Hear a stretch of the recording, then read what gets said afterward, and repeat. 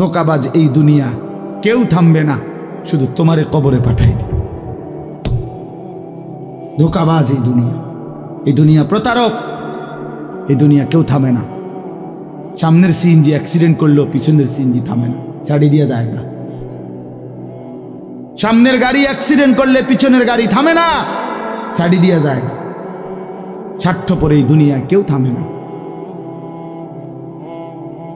হ্যাঁ, বাফরে দাফন কইরা এই সন্তান, এই বউ বাচ্চারাই আবার এসার পরে ওই দিনকেই ভাত খায়, খায় না? পেট বইরা খায়। লগের ঘরের থেকে আর আইন্দা আনছে, এরা ঠিকই পেট ভরে খায়। তোরা না কাঁদলো বিকালে, ওরা না দুপুরে কাঁদলো, কোন ভাত খায় খায়। স্বার্থপর, কেউ থামে না দুনিয়া। আলো বাতাস সব চলে, তুমি বন্ধু থাকবে না। আল্লাহকুমুত তাকাসুর হাত্তা যুরতুমুল মাকাবির। আল্লাহ বলছে, বান্দা আখিরাত ভুলে গেলা, দুনিয়ায় ডুবে গেলা, তবে মনে রেখো হাত্তা যুরতুমুল মাকাবির, এরই মাঝে কিন্তু একদিন কবরস্থানেই পৌঁছে যাবে। হ্যাঁ, কই পৌঁছে যাইবা? তোমরা কবরস্থান দেখো নাই ভাইয়া? কাল্লা সাউফা তা'লামুন। আল্লাহ বলে, কবরে আসলেই আমি বুঝাই দেব বান্দা আমার নাফরমানির শাস্তি কেমন। সুম্মা কাল্লা সাউফা তা'লামুন। আবার নাফরমান হাসরের ময়দানে আসলে আমি আবার বুঝাই দেব আমার অবাধ্যতার শাস্তিটা কি। একবার বুঝাবো কবরে। তাফসীরের মধ্যে আছে কাল্লা সাউফা তা'লামুনা ফিল কবরি সুম্মা কাল্লা সাউফা তা'লামুনা ফিল আখিরাহ। আল্লাহ বলে, একবার কবরে বুঝাইব আমারে ত্যাগ করা, আমার নাফরমানি, আমারে সিজদা না করার শাস্তিটা কি। কবরেই টের পাইবা। ওয়া ইউকাইয়াদু লাহু মালাকুন আমা ওয়া আসাম্মু আবকাম। নবী বলেন, নাফরমানের কবরে এমন একজন ফেরেশতা পাঠানো হবে, যেই ফেরেশতা অন্ধ, বোবা, বধির, চোখেও দেখে না, কানেও শোনে না, জবানেও কথা বলতে পারে না। ফায়ুদরাবু লাহু বিমিতরাকাতিন মিন হাদিদ যারবাতান বাইনা উদুনাইহি। আল্লাহর নবী বলেন, ওই ফেরেশতা ওই নাফরমান পাপীকে লোহার হাতুড়ি মুগুর দিয়ে দুই কান বরাবর এমন জোরে আঘাত মারবে, ফায়াসিহু সাইহাতান ইয়াসমাউহা মান ইয়ালিহি ইল্লা সাকালাইন। নবী বলে, নাফরমান এত জোরে চিৎকার করবে,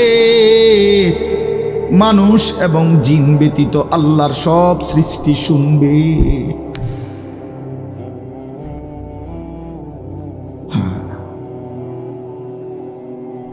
বহু কবরস্থানে এমনও হয়, গরু ছাগল রশি ছিঁড়ে লাইতে চায়, জানেন এটা? ওরা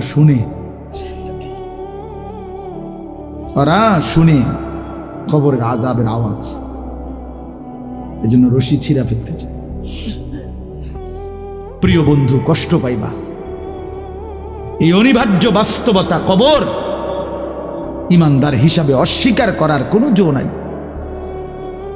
পাশ কাটাইবার কোনো সুযোগ নেই। এই দল কিংবা এই দল, আমি কিংবা তুমি, কেহই অনিবার্য এই সত্য, চিরন্তন এই বাস্তবতা, নিদারুণ এই সত্য, কবর, আখিরাত, মৃত্যু, এটাকে পাশ কাটাবার সুযোগ নাই। অতএব আমি অনেক নওজোয়ান, তোমরা মাশাআল্লাহ এই ভালোবাসা কি দিয়া মূল্যায়ন করে, এই মহব্বত আল্লাহর জন্য। তাইলে যেহেতু তোমরা পছন্দ করে ভালোবেসে আল্লাহর জন্যই আসছো, আল্লাহর কথা শুনবার জন্যই আসছো, আমি অনুরোধ করি তোমরা আরেকটু আগাও। যেহেতু আল্লাহকেই ভালোবাসো, আল্লাহর কথাই শুনতে চাইছো, আল্লাহর জন্যই বসছো ভাইয়া, দাঁড়াইছো, তো আর একটু হিম্মত করে সেজদা দিয়া দাও, মালিকের সেজদা দাও, ঠকবা না। আল্লাহরে সেজদা দিয়ে কেউ ঠকে না। আমি নিজে দেখছি, এসব সময় কতবার দেখছি। মদিনার ব্যবসায়ী আপনার, আমি দেখছি একদিন এই আতর সহ কিতা কিতা কিনছে বেটা, তো দাম নিয়া মাইপা টাইপা দেওয়া ঠিক করার পরে দাম নিয়ে তর্ক, সাথে সাথেই এই লোক ক্রেতা ওই দোকানদারকে একটা শব্দ শুধু বলছে, মানে দাম নিয়ে যখন ফেস লাগছে, ওই বেটাও আরবি এ বেটাও আরবি, তো এ বেটায় আরবি এই বেটা হরে কইতেছে সাল্লি আলান নবী, নবীজির উপরে দুরূদ পড়ো। এ একার মনে যেন আগুনের মধ্যে পানি দিয়ে গেছে, একে ঠান্ডা, একদম ঠান্ডা।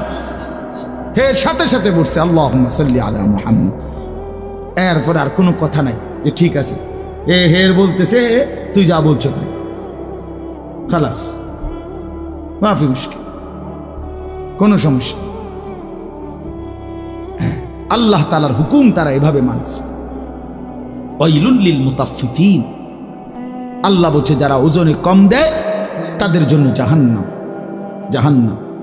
কোরআনুল কারীমে আল্লাহ বলছেন ওয়া আকিমুল ওয়াজনা বিল কিসত ওয়ালা তুখসিরুল মিজান, তোমরা ওজনে পূর্ণ করো সততার সাথে, ন্যায় পরায়ণতার সাথে। ওয়ালা তুখসিরুল মিজান, ওজনে কমাই দিও না। এটা আল্লাহ পাকের আদেশ, সূরা আর রহমানে আছে, ঠিক না? শুরু দিয়ে আল্লাহ বলছে কোরআনে ওয়াউফুল কাইলা, কায়েল ওজন পূর্ণ করো, ওজন পূর্ণ করো, ঠকাইও না কাউ। এটা বান্দার হক। কার হক? একটি জাতি ছিল হযরত শুআয়ব আলাইহিস সালামের জাতি, আল্লাহ তাআলা ওই জাতিকে ধ্বংস করে দিয়েছিলেন আযাব দিয়ে। কেন? কোরআন শরীফে স্পষ্ট আছে, তাদের সবচেয়ে বড় অপরাধ ছিল তারা মানুষকে ওজনে কম দিত। কোরআন শরীফে সূরা হুদের মধ্যে আছে, শুআয়ব আলাইহিস সালাম চিৎকার দিয়া দিয়া কত অনুরোধ করছে তা করে, লা তানকুসুল মিকিয়াল, ওজনে কম দিও না। ইন্নী আখাফু আলাইকুম আযাবা ইয়াউমিন আযীম, হে আমার জাতি, তোমাদের এই বদঅভ্যাসের কারণে আমি তোমাদের উপরে বড় আযাবের ভয় করছি। এই কথা নবী শুআয়ব আলাইহিস সালাম, ওরা শুনে নাই, ওরা মানুষকে ঠকাইতো। একদিন আল্লাহ তাআলা রাত গভীরে একজন ফেরেশতা পাঠাইছেন, ওরা ঘুমন্ত। এই ঘুমন্ত অবস্থায় ফেরেশতা একটা চিৎকার দিছে, এক চিৎকারে পুরা জাতি, গুড়া গাড়া, ছোট বড়, কোলের বাচ্চা, দুধের বাচ্চা, পেটের বাচ্চা, সব উল্টায়া সব মরে গেছে, সব শেষ। ফাআখাযাতহুমুস সাইহাতু, এই জন্য বাপ বান্দার হক নষ্ট না করা। আল্লাহ তাআলা বলছেন ওজনে কম দিও না, মানে প্রাপককে প্রাপ্য কম দিও না। এটা বান্দার হক, বান্দার হক সাংঘাতিক, বান্দার হক সাংঘাতিক। আল্লাহ বলেন, এটা বুঝাইয়া দিছে, আল্লাহ আরো ব্যাখ্যা করে দিছে, কয় যে বান্দা আমি বুঝাইয়া কই কেমন জিনিসকে বলে তাতফিফ, ঠকানো, কেমন আচরণটা কিরকম, আল্লাহ ব্যাখ্যা দিছে। আল্লাযীনা ইযা তালু আলান নাসি ইস্তাউফুন, আল্লাহ বলে তারা হলো এমন যারা নিজের জন্য যখন নেয় তখন পূর্ণ নেয়। ওয়া ইযা কালুহুম আও ওয়াজানুহুম ইউখসিরুন, কিন্তু যখন অন্যের জন্য দেয় ওজন করে, ইউখসিরুন, তখন খাসারা, কমায় দেয়। তখন কি করে দেয়? নিজে নিলে 4টায় একালি, আর অন্যরে দিতে লাগলে 3টায়ও একালি হয়ে যায়। বুঝেন নাই কথা? নিজে নিবার সময় 1000 গ্রাম পূর্ণ 1 কেজি, আরেকজনরে দিতে লাগলে 900 গ্রামও 1 কেজি। এমন বাটফার নাই? কথা বলেন না কেন? মানে নিজের বেলায় পূর্ণ নেয়, অন্যের বেলায় কমায় দেয়। আল্লাহ বলেন এই লোক মুতাফফিফ, তার জন্য জাহান্নাম, তার জন্য জাহান্নাম। এই জন্য বান্দার হক, এখানে মূল বক্তব্য এটা, তাফসিরে আছে, বান্দার হকে ঘাটতি না করা, বান্দার হক দিয়ে দেন। ওয়া আতিজাল কুরবা হাক্কাহু, আল্লাহ বলছে বান্দা তোমার স্বজনের হক দিয়ে দাও। আপন বোনের হক বান্দার হক, আপন ফুফুর হক বান্দার হক, আপন ভাইয়ের হক বান্দার হক, আপন স্ত্রীর মোহরের টাকা বান্দার হক, আপন সন্তানের হক, ছেলে মেয়ের হক, ভাইয়ের হক, হ্যাঁ বান্দার হক। কেন দিলেন? কেন আটকাই দিলেন? কেন আটকাই দিলেন? আপন বোনের সম্পদ আটকাইলেন কেন? আপন ফুফুর সম্পদ রেখে দিলেন কেন? বাপ মরে গেছে আজকে 12 বছর, কই সম্পদ দেন না কেন? আইলেই বে বে করে পিশাচের মতো, ছোট লোকের মতো, কম জাতের মতো বোনের ফিরায় দেয়। নিবাগা আর আইতা না, বোন বাগিনা লই আর আইতা না, নিবাগা একবারে। হ্যাঁ, ভাই বোনের পরিচয় আর রাখতে না। বাটফার সিটার বেটা, তুই বেটা ভাই বোনের পরিচয় রাখতো না কি আবার? রাখবে না কি আবার? মানে এই নাফরমান জালেম, এত বড় জালেম, এ বুঝাইতে চায় কি জানেন? এই জালেমে বলতে চায় গ্রামের 14 গোষ্ঠী সব মানুষ খাইতে হইলে আমার ঘরে এমনি খাইতে পারবে, কিন্তু আপন বোন বাগিনা যদি দুগা ভাত খাইতে হয় জমি দিয়ে খাইতে হবে। তুমি বেটা নিকৃষ্ট জালেম বেটা। সাদওয়ানে এমনি গপ মারে লম্বা লম্বা, এমনি বুদ্ধি দেয়, একের আমেরিকারে বুদ্ধি দেয়, এনতে বই বুদ্ধি মাশাআল্লাহ, বাপ রে বাপ, বুদ্ধি দেয় হবে, এমনি বিড়ি গায় আর বুদ্ধি দেয়। যার আপন জনের হক নষ্ট করে, স্ত্রীর মোহর দেয় না। স্ত্রীর নিবাগা তুমি আমারে চাও না, টেহারে চাও, তোমার মাথা চায়। শরম নাই বেটা, বেশরম কোথাকার কথা হইল কোনো বেটা? আপন স্ত্রীর হক দিয়ে দিবেন, আপন বোনের হক, আপন ভাইয়ের হক। আহা কি দরকার 5 শতক জায়গা, 2 শতক 10 শতক জায়গা, এই এতটি দলিলের সিটারি কইরা মিথ্যা বইল্লা 2 নম্বরই 6 নম্বরই বিএসএর সিএস আর এস এর এটারে হিডা এমনে এমনে এত 9-6 কইরা 10 বছর 5 বছর 3 বছর মামলা কইরা 30 বছর মামলা কইরা। হায় মুসলমান, 10 শতক জায়গা নিলেন, শেষ পর্যন্ত কবরে আপনিও নিতেন না এই জমিটা, যে এই ফুতের লেগে রাইখা গেলেন, ওও তো নিত না, কেউ তো নিত না, এটা এখানেই পড়ে যাবে, আপনিও খালি হাতে কবরে যাবেন, ছেলেও খালি হাতে কবরে যাবে, তা হাসরের ময়দানে তো আটকায় যাবে, হাসরের ময়দানে তো বাবা আটকায় যাবে। এই জন্য আপনজনের হক বান্দার হক, বান্দার হক কিনা বলেন? সাবধান সাবধান, দিয়ে দেন, দিয়ে দেন। মিশা কথার কি দরকার? এ এক বিগত রাস্তা, এই কদ্দুর জায়গা দিয়ে দিলে আপন ভাইয়ের ঘরে বাড়ির মধ্যে ঢুকতে সহজ না, দিত না, ডাকাইতে দিত না। আজ 30 বছর ধরে বাতিজা অনুরোধ করছে, চাচা দেন না, এই কদ্দুর জায়গা, এই গাছটা কাটটা দেন, বাড়িটা তো আমি ঢুকতে আর মুখ না, দিতাম না, কইছি না তোরে, দরকার হলে আরেক জায়গা দিয়ে টেয়া দিয়াম, তোরে দিতাম। আশ্চর্য, এর কি অর্থ আছে ভাইয়া? দুনিয়া একটু ছেড়ে দিলে কি হয়? দুনিয়াতে এমনিই ছেড়ে দিতে হবে, ঠিক কি না বলেন? আল্লাহ আমাদের সবাইকে তৌফিক দান করেন। এই জন্য বললাম বান্দার হক স্পর্শকাতর, সাংঘাতিক। লা ইয়াদখুলুল জান্নাতা জাসাদুন হুজিয়া বিল হারাম, যেই দেহ হারাম দিয়ে হয়, আল্লাহর কসম নবী বলছে সেটা জান্নাতে ঢুকবে না। আল্লাহ আমাদেরকে হারাম থেকে, হারাম উপার্জন থেকে, অন্যের সম্পদ দখল করা, লুকিয়ে রাখা, অন্যের সম্পদ লুণ্ঠন করা থেকে, এত বড় নিকৃষ্ট পাপ থেকে হেফাজত করে। এর আরেকটা অর্থ তাফসীরের মধ্যে লিখছে, আল্লাহর হকের মধ্যে কমতি করা, এইটাও তাতফিফ, তার জন্য জাহান্নাম। অর্থাৎ নামাজ, রোজা, হজ, যাকাত, জিকির, তিলাওয়াত, এটা আপনার কাছে যেটুকু প্রাপ্য আপনি তার চাইতে কম করলেন, এটাও তাতফিফ, এই ব্যক্তির জন্য জাহান্নাম। নামাজ ফরজ করলো 5 ওয়াক্ত, আপনি হুদা ফরেন শুক্রবার, দেখি বাটফার, এটা কি কথা বলেন? এটা কি? এটা এটা ধোকাবাজি না? আপনার উপরে শুধু শুক্রবারের নামাজ ফরজ, তো তাইলে তা বাকি নামাজ পড়েন না কেন? নামাজ ফরজ করলো যেভাবে নবী, সাহাবী, তাবেঈ, আউলিয়া, বুজুর্গ, উলামা, আইম্মা ওনারা পড়ে যেভাবে, আপনি যদি রুকু দিয়া মাথা একটু না উড়াইতে আরেকটা দিয়ালাম, এটা কি? সেজদা একটু দিয়া মাথা একটু উঠাইয়া আরেকটা মারে, এটা কি সেজদা? এ তো চোর। আল্লাহর নবী বলছে রুকু সেজদার চোর, সবচেয়ে বড় চোর। এই জন্য এগুলো আল্লাহর হকের মধ্যে কি কমতি, ঘাটতি, এটা করা যাবে। যার উপরে জাকাত ফরজ, জাকাত দিবে। যার উপরে হজ ফরজ, হজ ফরজ। আবার আরে কইলে হুজুর কন তো বালা, বুঝি তো গেলে তো বালা আসিল, কিন্তু ছোট ফুদগা তো বিদেশ যাওই না, তে তো যাইতে আসছে না। 3 নম্বর মাইয়াগা তো বিহার লেগে ঘুরতে আসে, আল্লাহ আল্লাহ করে যদি বিহান দিয়ে লাইতারি, এরপরে যদি জিফুতে তারা যদি বিদেশ গিয়া তারা যদি ফাড়ায় হজে, তাইলে গেলাম। বাহ, আরে বাপরে, আলাপ আলাপ। আল্লাহ নবী সাল্লাল্লাহু আলাইহি সাল্লাম বলছেন, যার উপরে হজ ফরজ অথচ হজ না করে মরে গেল, নবী বলেন হয় সে ইহুদি মরল, নয় খ্রিস্টান মরল। আল্লাহ মাফ করে।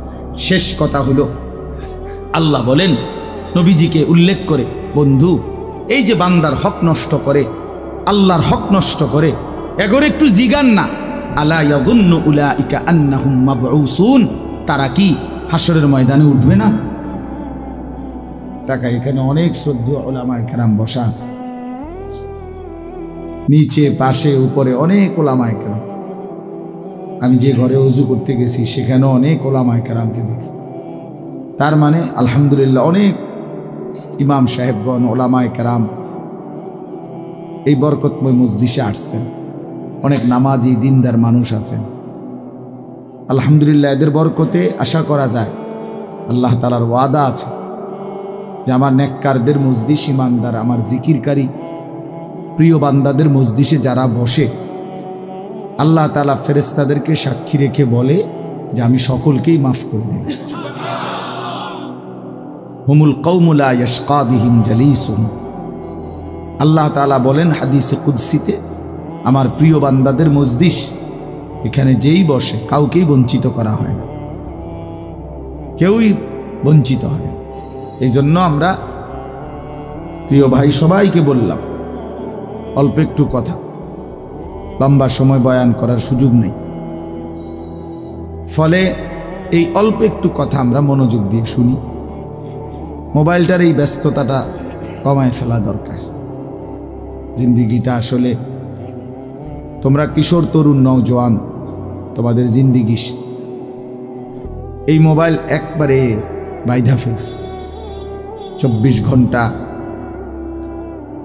উঠতে বসতে, হাঁটতে চলতে, চিন্তা চেতনা, বুদ্ধি বিবেচনা, ফিকির সব কিছু তোমরা এই মোবাইলের মাধ্যমে নিজেকে বাইন্ধা নিলা। নিজের মা, নিজের বাবা, নিজের বংশ, আল্লাহ, রসুল, কোরআন, ইসলাম, দিন, ধর্ম সব কিছুর থেকে তোমরা অধিকাংশ ছেলেই মুক্ত হয়ে গেছো।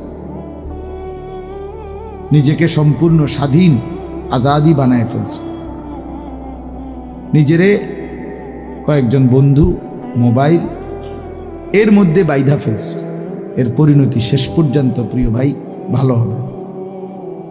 একদিন দিন শেষে, রাত শেষে, বেলা শেষে, হায়াতের একটা পর্যায়ে আসা পিছন দিকে তাকাইলে আফসুস ছাড়া আর কিছুই মিলবে না। এবং এই আফসুস কবরেও হবে, আখিরাতেও। কোরআন শরীফে আছে, আল্লাহ তাআলা বলেন ওয়াজিআ ইয়াউমাইদিন বিজাহান্নাম, হাসরের ময়দানে ফেরেশতারা জাহান্নামকে টেনে আনবেন, আর জাহান্নাম একটা বিকট চিৎকার দিবে, গর্জন আগুনের। তো আল্লাহ বলেন ইয়াউমাইদিন ইয়াতাযাক্কারুল ইনসান, সমস্ত নাফরমান পাপী তখন তার পিছনের জিন্দিগি পুরাটা মনে পড়ে, পাপের খবরগুলো, কথাগুলো মনে পড়ে। কিন্তু আল্লাহ নিজেই বলেন ওয়া আন্না লাহু যিকরা, কিন্তু বলো না বান্দা সেদিন মনে পড়ে কি লাভ হবে? ওয়া আন্না লাহু যিকরা, কি হবে সেদিন মনে পড়ে? ঠিক আছে বুঝলাম, কিন্তু ফায়দা কি? মনে পড়লো ঠিক আছে, চুরি ডাকাতি, জিনা, ব্যভিচার, নাচ গান, মদ, জুয়া, নারীর ছবি, অশ্লীল দৃশ্য, হারাম টাকা, সুদ, ঘুষ, মিথ্যা, অন্যায় সবই মনে পড়ল, বুঝেও আসলো যে পাপ, অপরাধ, কিন্তু লাভ কি? ইয়াকুলু ইয়া লাইতানি কদ্দামতু লিহায়াতি, এই কথাটা বলার জন্য আমি পড়ছি। আল্লাহ বলেন সেদিন নাফরমান পাপী বলবে ইয়া লাইতানি কদ্দামতু লিহায়াতি, হায় আমার মন্দ কপাল, ইয়া লাইতানি, হায় আফসুস, আমি যদি আমার দুনিয়ার হায়াতে আজকের এই হায়াত আখিরাতের জন্য কিছু পাঠাইতাম। আমি যদি, আমার তো টাকা ছিল, আমি যদি দান করতাম, আমার তো হায়াত ছিল, আমি যদি আল্লাহ তাআলার বন্দেগী করতাম। জোহরের আজান দিছে 1টা বাজে, আসরের আজান দিছে 3:45 বাজে, তো আমি যদি এই 3.25 ঘন্টা এর মধ্যে জোহরের নামাজ যদি পড়তাম, সময় তো ছিল আমার। ফজরের আজান দিছে 5:20, ফজরের ওয়াক্ত হয়ে রয়ে গেছে 6:30, তার চাইতেও বেশি, 1 ঘন্টা সোয়া ঘন্টার মতো ফজরের ওয়াক্ত। এই পুরা সময় তো ছিল আমার, কিন্তু আমি যদি 4টা রাকাত নামাজ পড়ে নিতাম, এইভাবে আফসুস করি ইয়া লাইতানি কদ্দামতু লিহায়াতি, হায় আমার মন্দ কপাল, আমি যদি দুনিয়ায় থাকতে আখিরাতের জন্য কিছু পাঠাইতাম। তো আল্লাহ তখন বলে ফায়াউমা ইদিল লা ইউআযযিবু আযাবাহু আহাদ, হায় আমার নাফরমান বান্দা, আজকে তোমাকে আমি আল্লাহর মতো শাস্তি, আযাব আর কেউ দিবে না। আজ আমি তোমারে এমন মারা মারব, বেঈমান, আমি আজ তোকে এমন শাস্তি দেব নাফরমান, যেই শাস্তি তোকে আর কেউ দেয় না। তুই নাফরমান কল্পনাও করতে পারবি না আমি মালিকের আযাব কত ভয়ানক, তুমি আন্দাজি করতে পারো, আন্দাজি করতে পারো, তুমি ভাবতেও পারো নাই আমি আল্লাহর আযাব কেমন।